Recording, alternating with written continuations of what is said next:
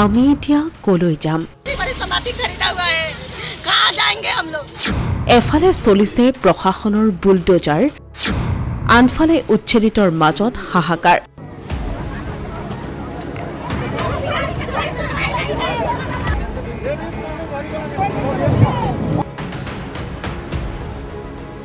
খেৰণীৰ উচ্ছেদস্থলীত অপ্ৰীতিকৰ পৰিস্থিতি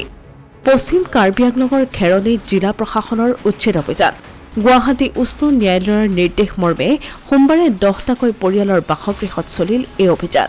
পুৱাৰীপৰাৰ অভিযানৰ বাবে সাজু হৈ থকা জিলা প্ৰশাসন ৰাজচক্ৰৰ বিষয়া কৰ্মচাৰী আৰু আৰক্ষীৰ দল মিলি বুলডোজাৰ চলোৱাৰ লগে লগে উচ্ছেদিতৰ মাজত সৃষ্টি হয় হাহাকাৰ পৰিস্থিতিৰ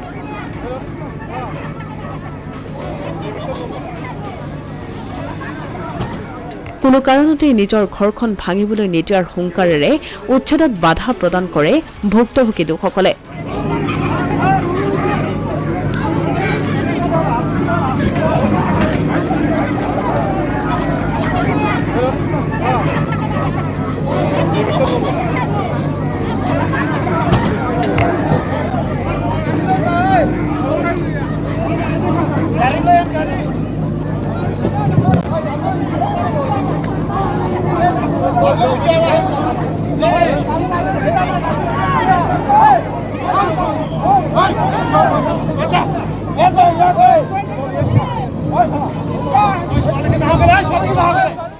ইয়াৰ উপৰিও ভুৱা নথিপত্ৰ প্ৰস্তুত কৰি এই লোকসকলৰ মাটি জব্দ কৰাৰ চেষ্টা চলোৱা বুলিও দাবী কৰে লোকসকলে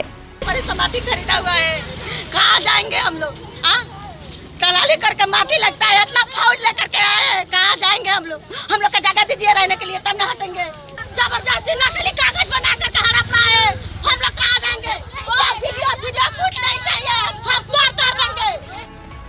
উল্লেখযোগ্য যে 22 বিঘা ম্যাটি ভূমি বেদখলৰ অভিযোগেৰে ভূমিৰ স্বত্বাধিকাৰী সাৰ্থে ফাংচন নামৰ লোকজনে তেওঁৰ ভূমি বেদখলমুক্ত কৰাৰ বাবে ৰুজু কৰিছিল গোচৰ এই গোচৰৰ ভিত্তিত সুদীৰ্ঘ দিন ধৰি ন্যায়ালয়ত চলা বিচাৰৰ অন্তত উচ্ছেদ অভিযানৰ নিৰ্দেশ দিয়ে গুৱাহাটী উচ্চ ন্যায়ালয়ে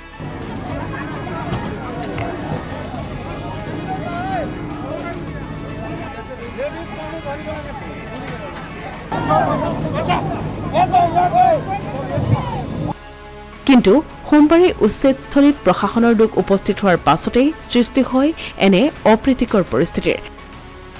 প্ৰশাসনৰ লোকক বাধা প্ৰদানেৰে ওলাই আহিল ভুক্তভোগী উচ্ছেদিত জনতা অসমীয়া প্ৰতিদিন